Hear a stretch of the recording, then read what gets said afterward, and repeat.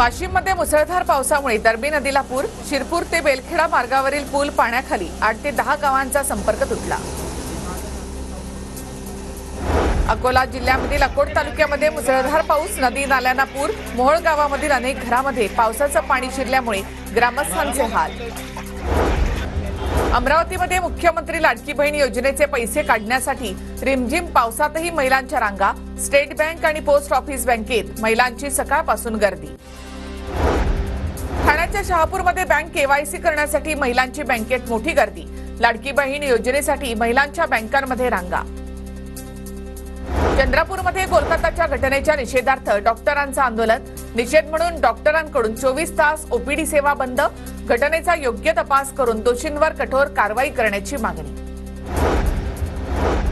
घरफोडी करणाऱ्या 3 अल्पवयीन आरोपींना कळमना पोलिसांकडून अटक. आरोपींकडून 3,14,000चा मुद्देमाल जप्त.